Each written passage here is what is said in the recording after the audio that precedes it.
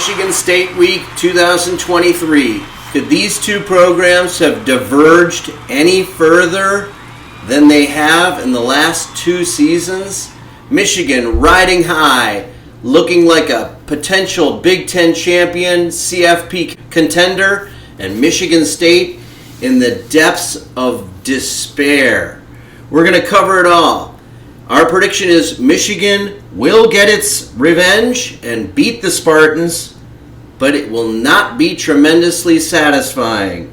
Michigan State will likely score much more than 10 points, and this will follow the same script as always. Michigan State will play the best game of its season. They'll keep it competitive game early, and then when Michigan starts to pull away, State will attempt to injure as many Michigan players as possible. The more things change, the more they stay the same. And that's what we're going to talk about today. And a recap of the Indiana game, Michigan's 7-0 start, another beatdown of a Big Ten opponent, and much, much more on today's episode of Wolverine Fan Therapy. That's right, Wolverine fans. This is Phil Kane. I'm your host of Wolverine Fan Therapy. We have a special hatred in our hearts for Michigan State fans, and we're going to talk about that today. The coaches are trying to stay above the fray. The coaches are trying to avoid any controversy, but hey, I'm not a coach. I can talk about whatever I want. And there is really no way to sugarcoat the amount of disgust I have for Michigan State Spartan fans who still to this day can't just claim and accept their players were flat out wrong and 100% responsible for that horrible tunnel incident last year. Just because somebody hurts your feelings, you don't get to commit felony assault with a deadly weapon and hit them over the head, multiple players on one, with your football helmets. That's not the way life works. And if you really honestly think that that's okay and condone that kind of behavior, well, you're the person that I'm talking to. That's disgusting. Didn't have much time to talk about it. Don't really think about it much. But hey, it's Michigan State Week, so all things are on the table today. Hey, listen, Phil Kane, your host of Wolverine Fan Therapy. If you're interested and you like this content, if you like this podcast, please subscribe to our podcast on YouTube. Please like and comment. Hey, if you think I'm crazy, if you think I'm a jerk, just because I don't think players should gang up 6-on-1 and beat someone over the head with their helmet. Hey, let me know what you think. I'd love to hear your very eloquent justifications for felony assault. Well, why not? Let's hear them. So, if you don't know Wolverine Fan Therapy, our mission is to try to cover Michigan sports from the heart, and from the fact that we are Michigan fans. I've been a Michigan fan for 50 years.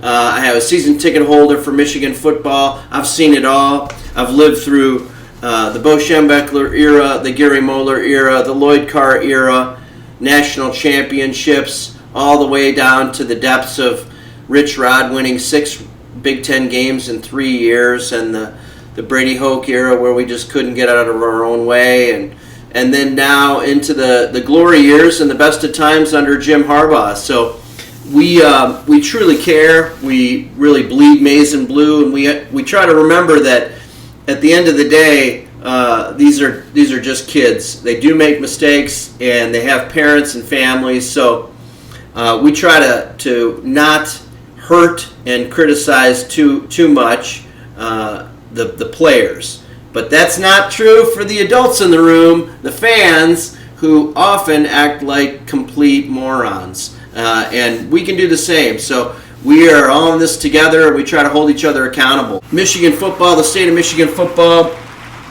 Look, another beatdown of a Big Ten opponent. We'll do a quick recap of the Indiana game.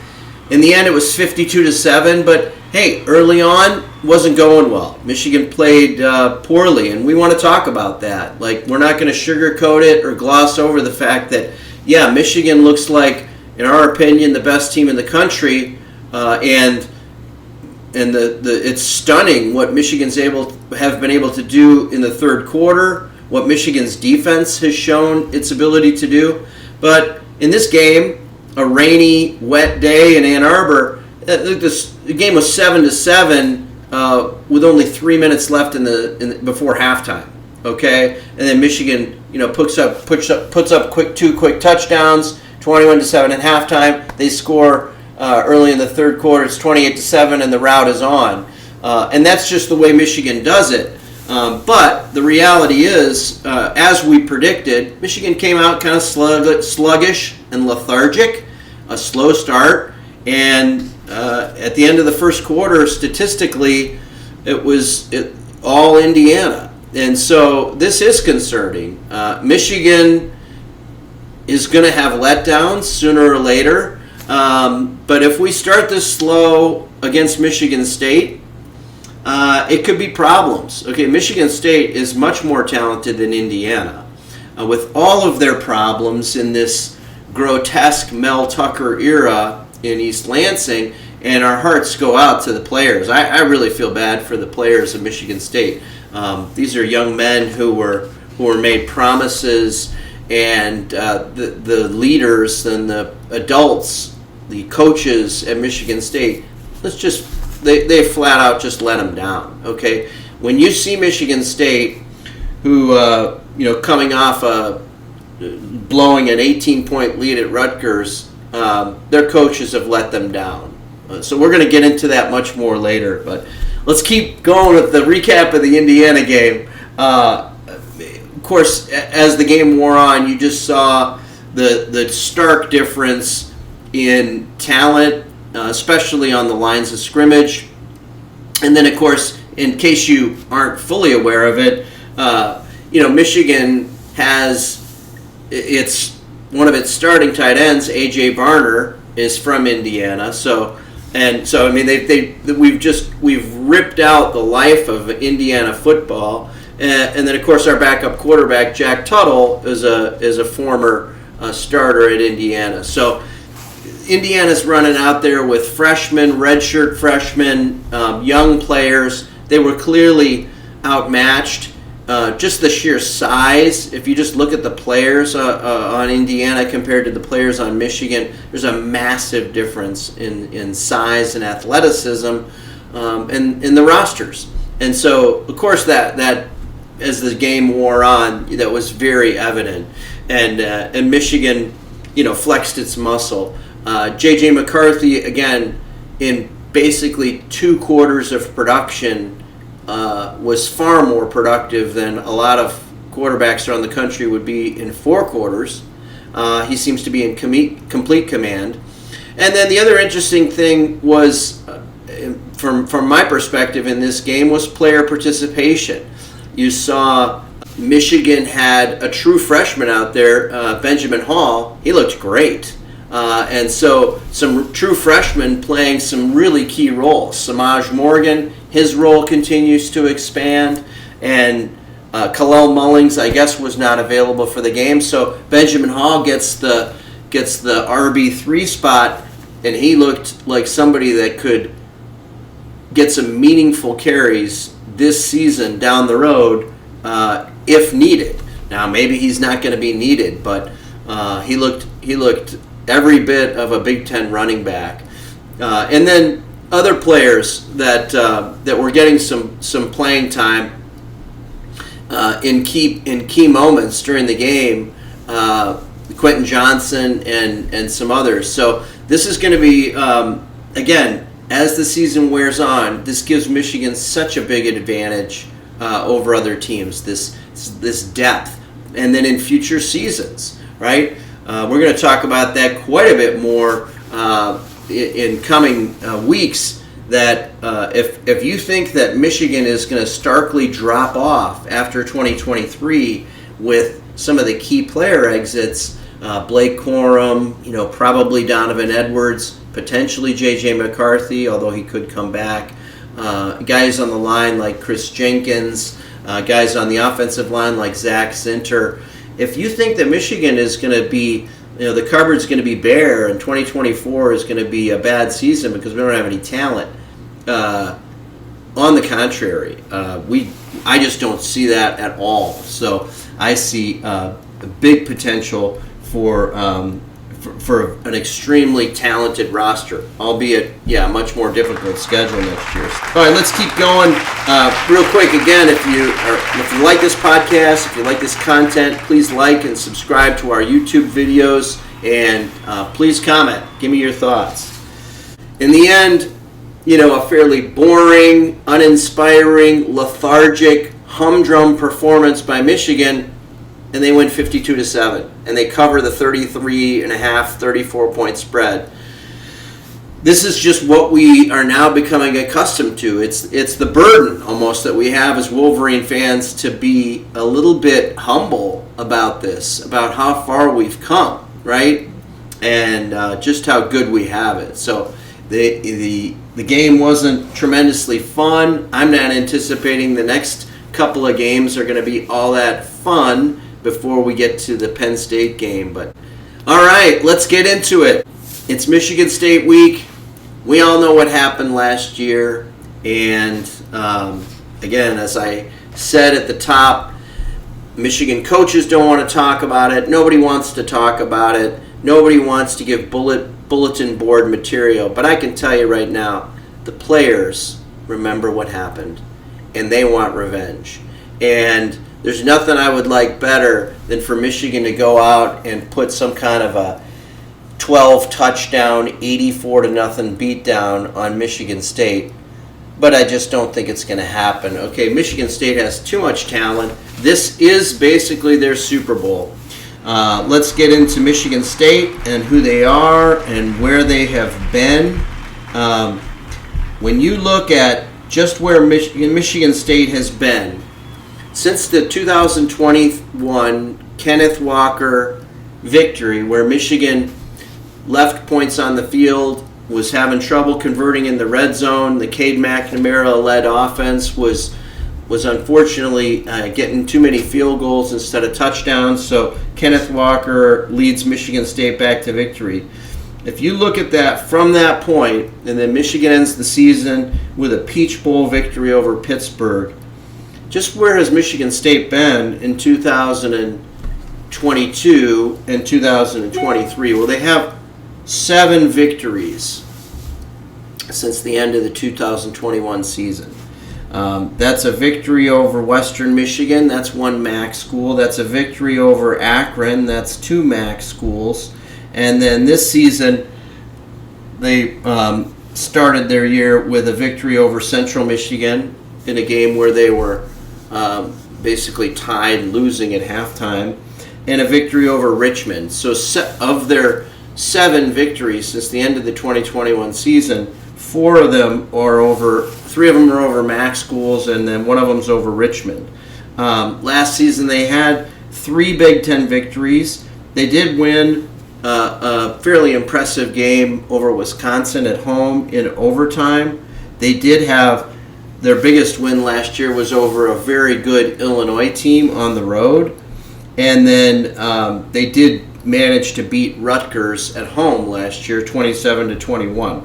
Other than that, they got blown out by Minnesota. They got blown out by Ohio State. They got blown out by Michigan. They got blown out by Maryland. And they got beaten in overtime by Indiana. So they finished the season 5-7 with no bowl game.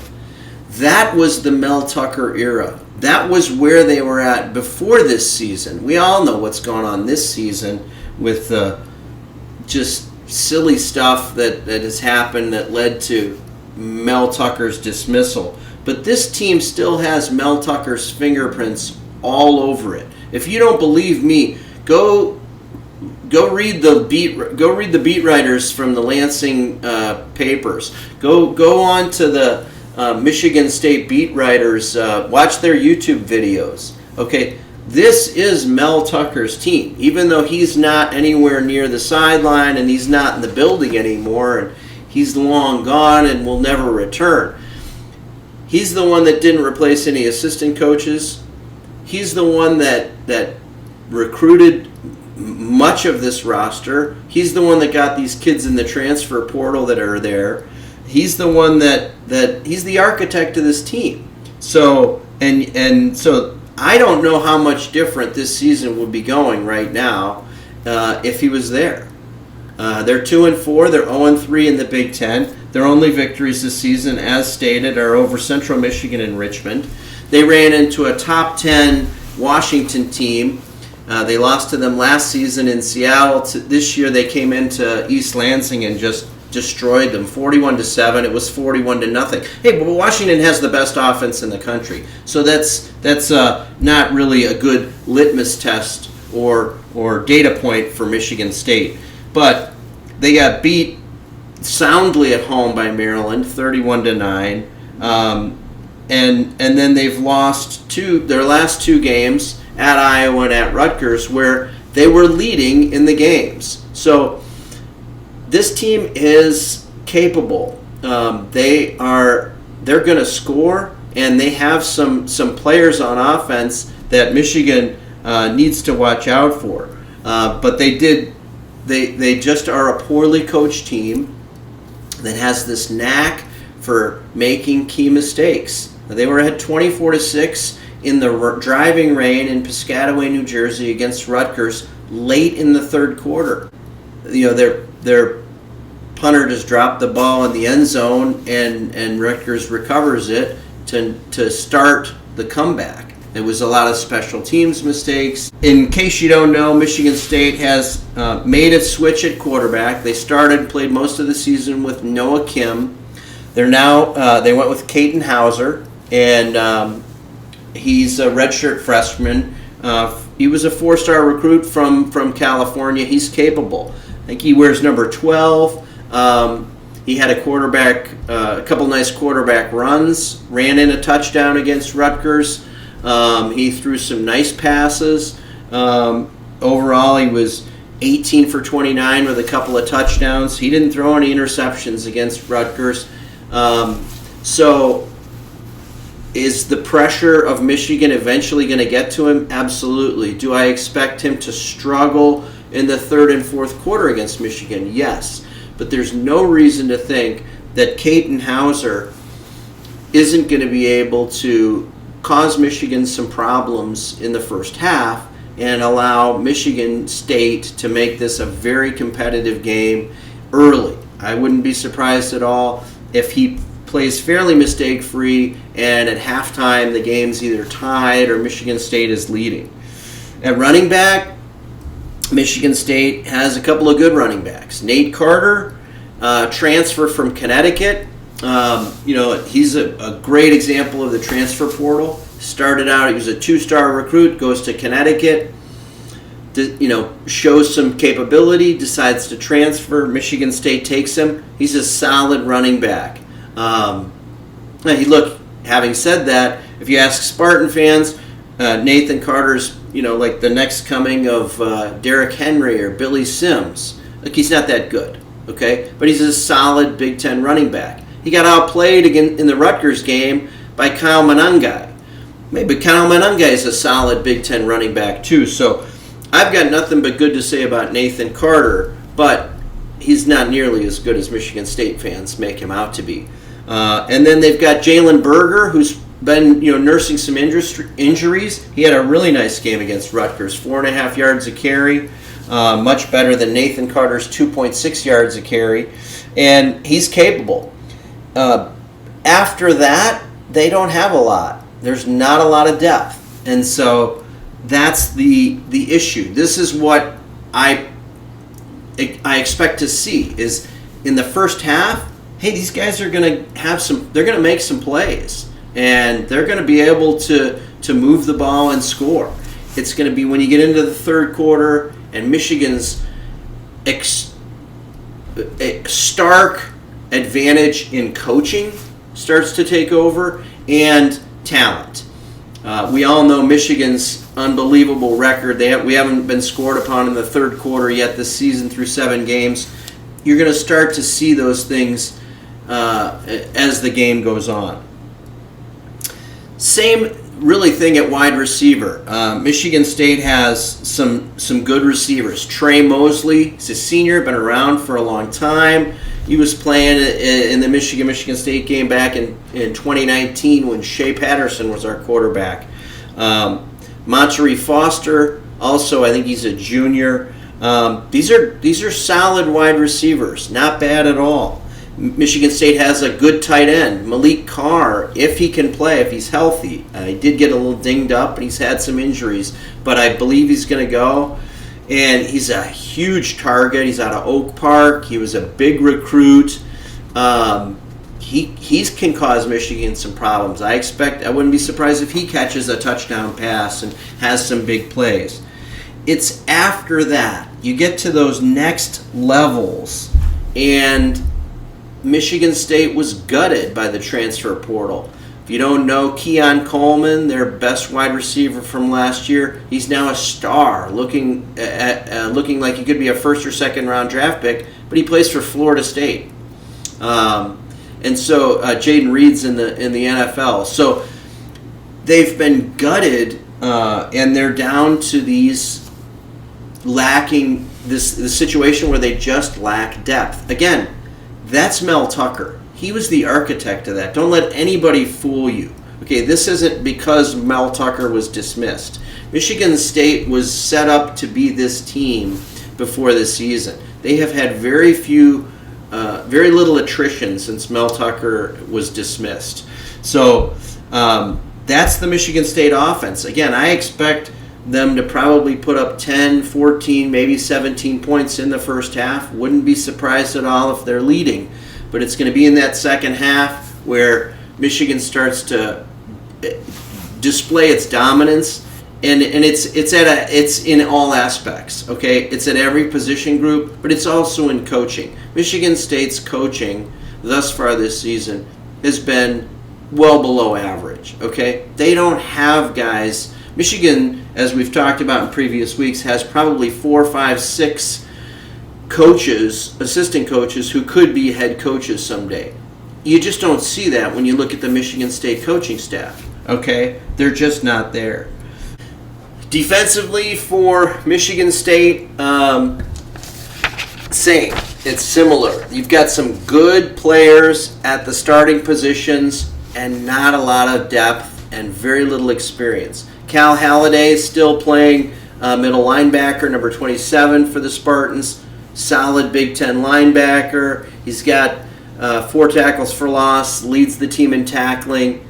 No issue there. Solid player. Malik Spencer, in case you didn't hear, the Jacoby Windman, who was their next supposed superstar, I didn't think he was all that great. He was a solid player. He's injured, and he's going to be out for the season. He played 3 games. I think he got injured in their first Big Ten game against Maryland. But again, you look around the rest of their team, they're fine.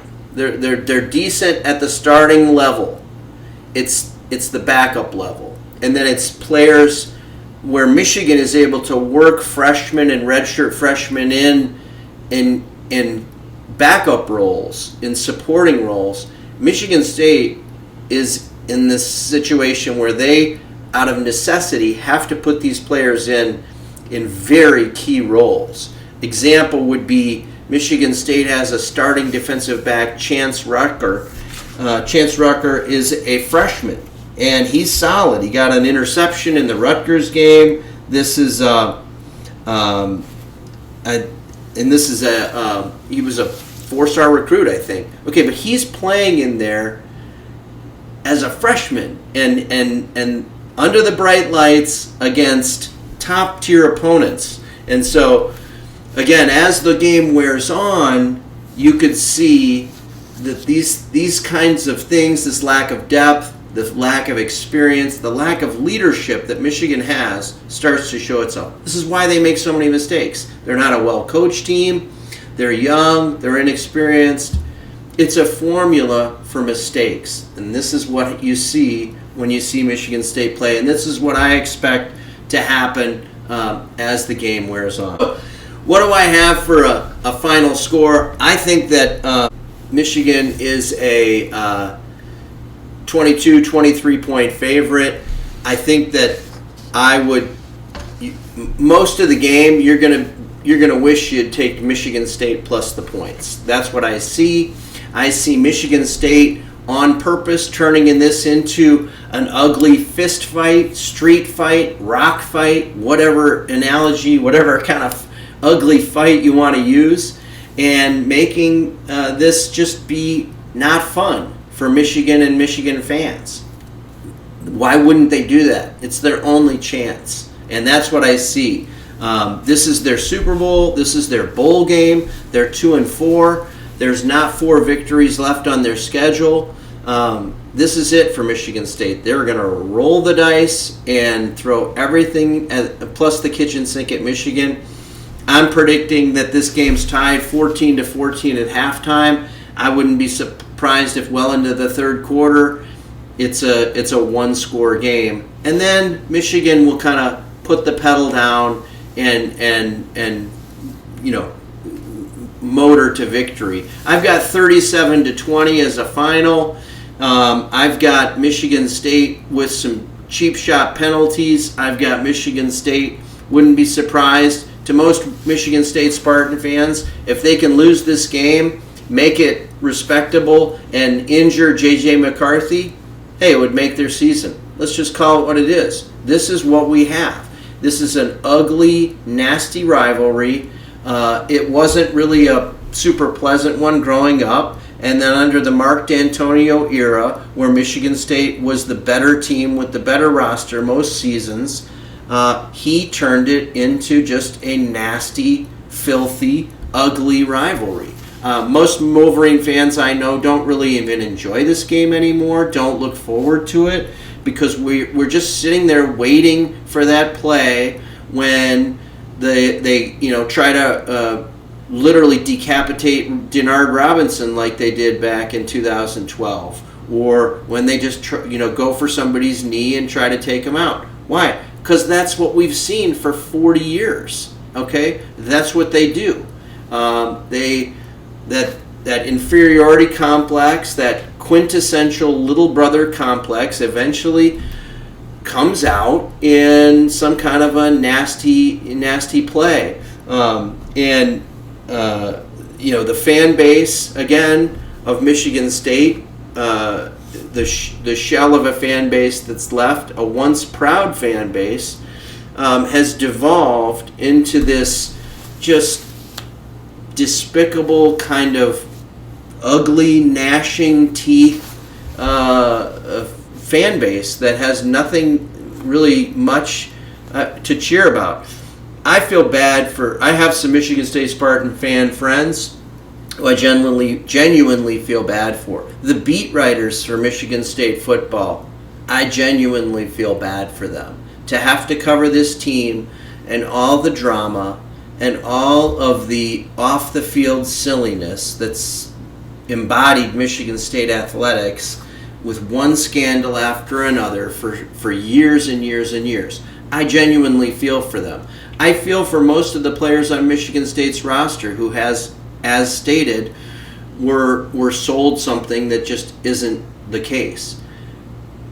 But you cannot cover or talk about a Michigan State game without talking about the ugliness, okay, that culminated in the tunnel incident last year, where there's just no justification. There's no way that you'll ever be able to convince me that the behavior that was exhibited should be condoned. Now, the players paid a penalty, and that's over, okay? But the fallout from that, still to this day, a year later, you have Michigan State Spartan fans somehow claiming a victim role, somehow claiming that they were justified in doing what they did, is, again, it's one of the most despicable things that I can ever remember in sports, let alone in a Michigan rivalry with Michigan State.